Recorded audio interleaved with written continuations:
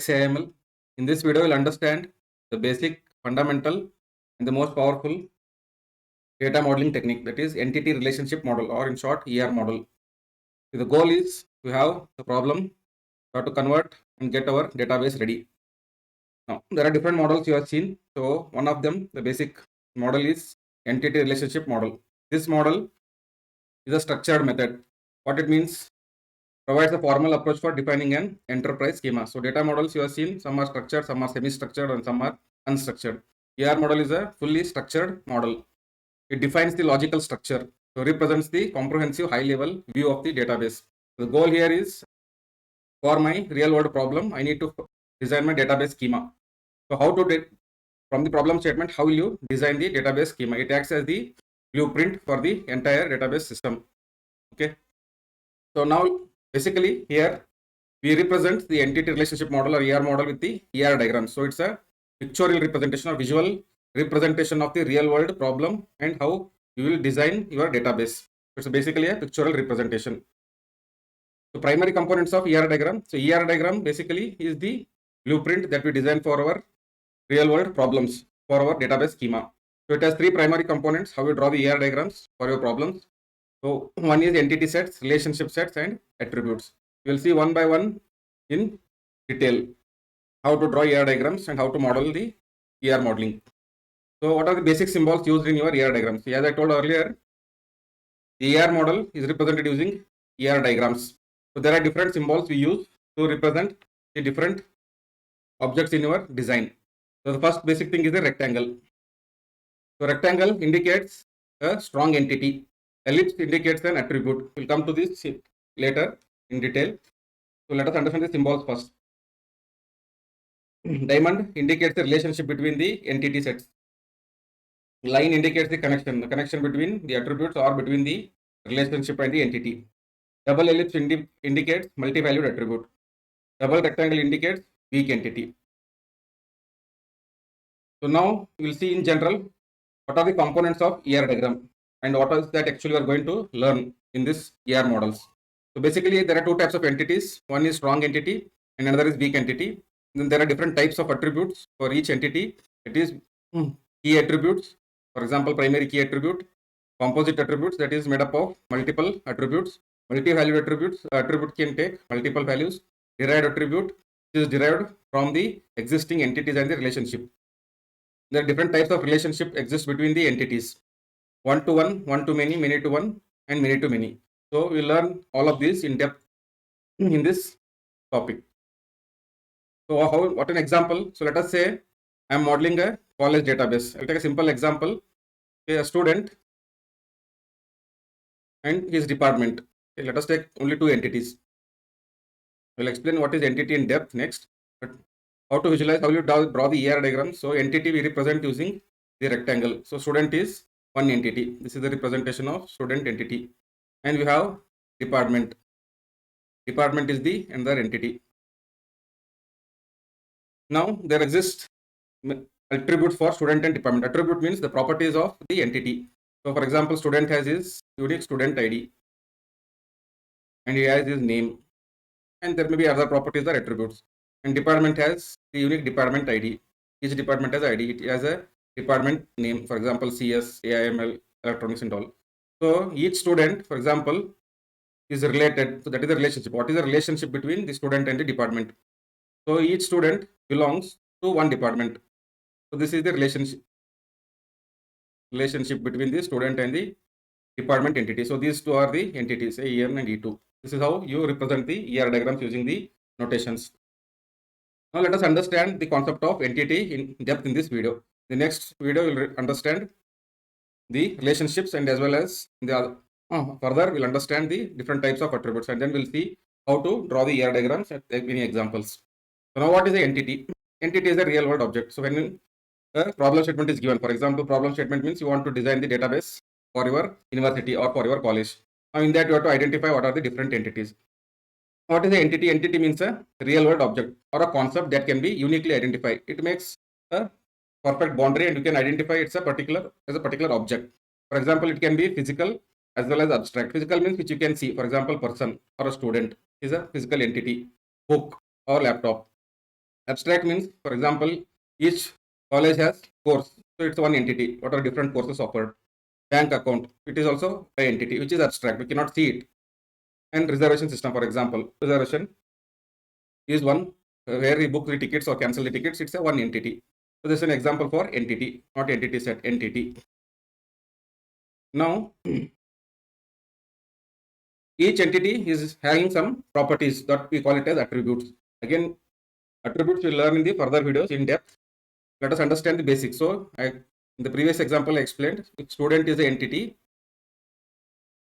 Each student is having some attributes. For example, student ID or USN number, student name. So they are represented as oval and they are connected like this. So student has ID and name. These are the attributes of student.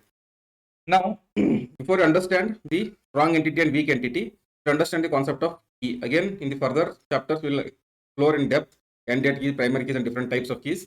But to identify strong entity, the strong entity will always have a unique key, or we call it as a primary key. Okay.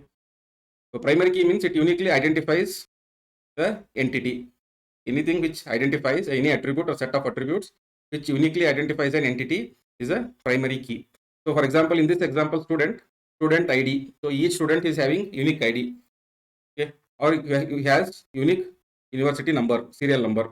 So each student is having unique. So if I get the ID, for example, student ID in the college, some college X is 103. If student ID is 103, definitely I can find out which student is that. 103 belongs to only one student. So this acts as the primary key.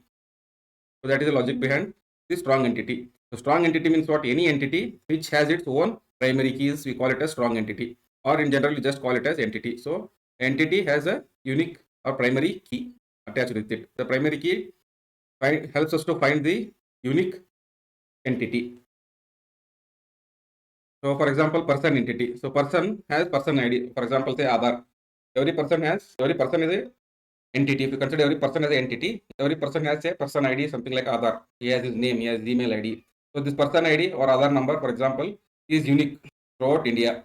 Okay, if I find out Aadhaar ID, I can find out who is he. So that is the concept of primary key.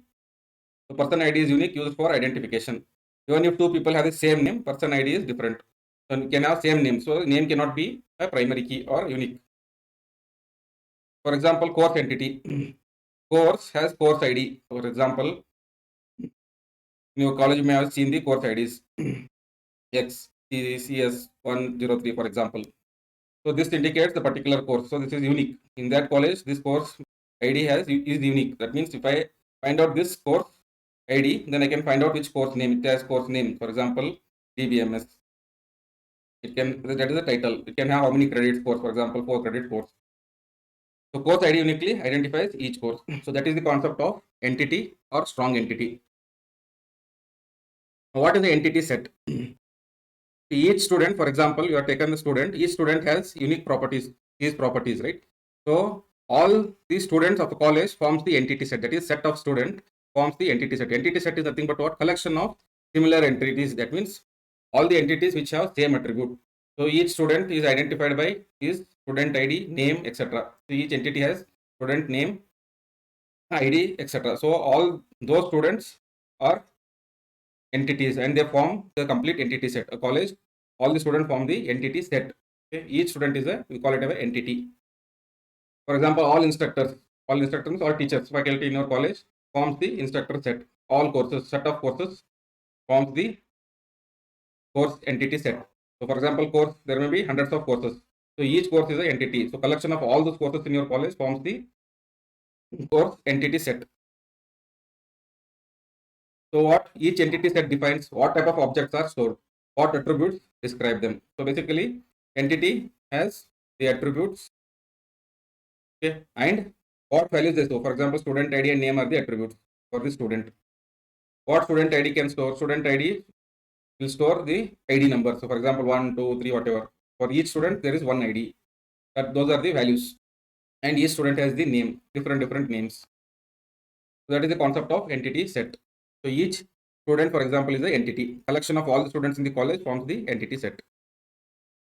What is strong entity? I already defined it. So entity set with primary key is a strong entity. For example, student with ID, name, total credits he has earned. So that becomes a student entity. So collection of such student entities from the entity set. So what are the data? We call it as instances also. What they can store, for example, this student has 3 attributes. Student entity has 3 attributes: ID, name, and total credits. So instance of data means entity set data, or instance we call. So 101, student ID is 101, his name is Ravi, he has total credits earned is 84. Similarly, another entity, his ID is student ID is 102, her name is Meena, and total credits gained is 72. So that is how we represent the real world problems into the ER models.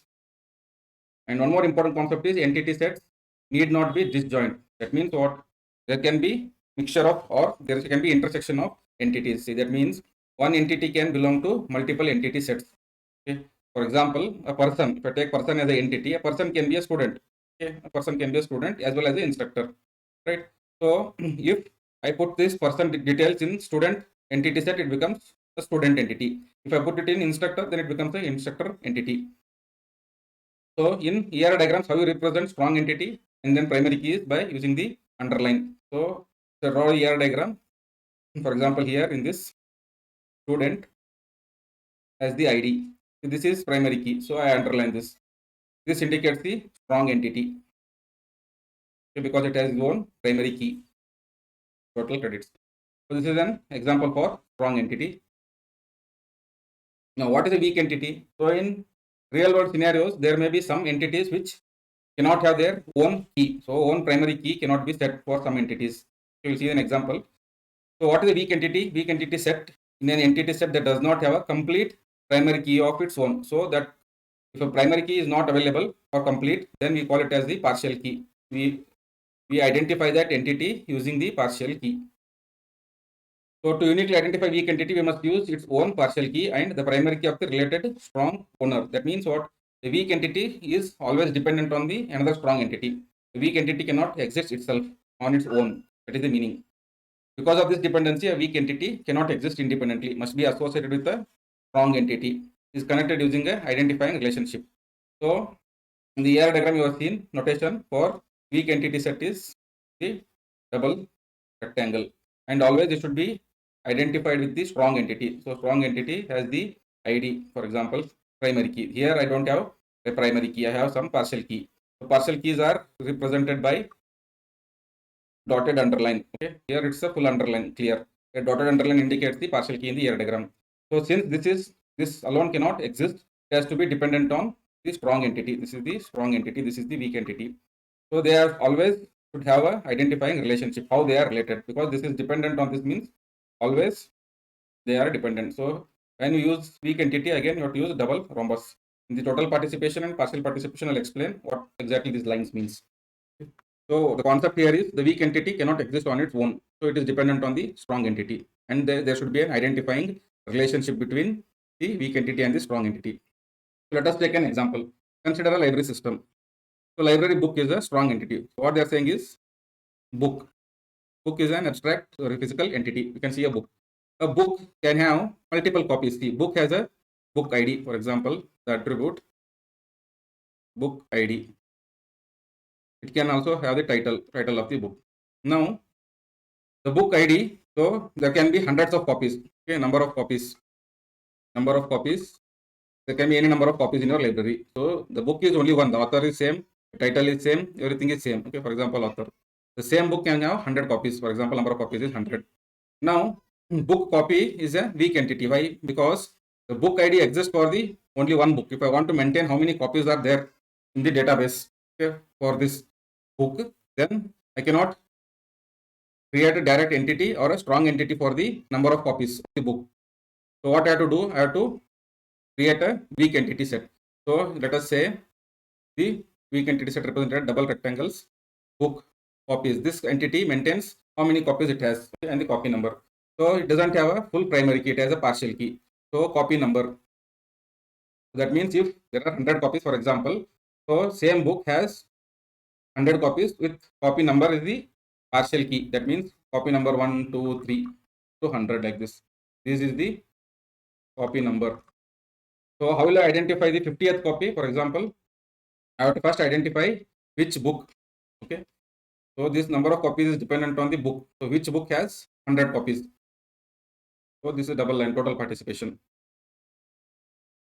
So this is my book. This has ID, say title, already given here. Just redrawing it. Say author, everything. So this library book is the strong entity. Strong entity, which identifies how many copies it has. Each copy is identified by partial key called as copy number. So copy number 1 means that particular book. See, 100 books are there, and 100 books of same author, same ID, same everything. So I need to identify which book number. So that is copy number. 100 copies given unique numbers here, 1, 2, 3, 4. Why it cannot be unique? Because if there are say 10 books, 10 different books, book IDs 1, 2, 3 up to 10 say, what will happen now? See, this book has say 100 copies, the book ID, and this is the number of copies, not copy number, number of copies. So this may have say 90 copies, this may have 400 copies. Now what will happen if it has 100 copies? For example, say I can say copy number 75. Okay, so copy number 75. Here also I will have copy number 75 for the another book ID too, right? So this is strong entity. So this you can easily identify different books, but each book has different number of copies and each copy has copy number. Okay, so that means what this also has copy number 75. This book also will have copy number 75. So I cannot uniquely identify. If I say 75, I don't know which book. This book copy 75 or this book copy number 75. I cannot distinguish. That's why it's a partial key. But if I attach that with, okay, or bind it with the relationship with the actual book, which is a strong entity and has the primary key ID, book ID as the primary key, then I can easily identify which book and which copy number. So that is the concept of the strong entity and binding with the weak entity. Okay. Now, how will you identify the entity? Given the problem statement, how will you identify a particular entity? So there are some rules you have to follow while you design the ER model. The first is requirement analysis. Carefully examine the database system requirements and domain descriptions. This will be given. So require for designing your database schema, the problem statement, they will give the requirements. Right? So you learn all these concepts in software engineering. Then from that given problem statement, what is that you have to do is you have to extract the nouns, the English nouns with problem statement within the problem statement. So in the given problem statement, you identify what are the nouns. So these nouns we treat them as the entities, treating the noun as the primary entities to be managed. Using the extracted list to establish the base for logical database design. So given a problem statement and the requirement, after analysis, you find out all the particular nouns. So all these nouns can be potential entities. See, I'm not saying all the nouns will act as the entity in your design. So they are potential to become entities. So you may not use all of them. See, all the nouns can be entities, but all the entities may not be of interest in your design. That is the meaning. All nouns can be used as entities, but all entities are of not interest. You can take all the entities, or you can design with only few entities. So that is the meaning. So let us see an example. Consider the goal statement of hypothetical student enrollment database. So this is the requirement. What is the requirement? To assist universities in tracking enrolled students, their chosen subjects, and the instructors for those subjects. So you are designing an ER model for a university database. So if you identify the statement, you will see collect all the nouns. So university is a noun, students is a noun, subject is a noun, instructor is a noun. So these are becomes my potential entities. Okay. So I may use all of them or I may not use all of them. It doesn't matter that all the entities should be used in your diagram, in your ER model. Okay. Which are required or of interest, we'll use only them. So in the next video, we'll understand in detail about the relationship set and the properties of the relationship set. So thank you for watching. Please like, subscribe and share.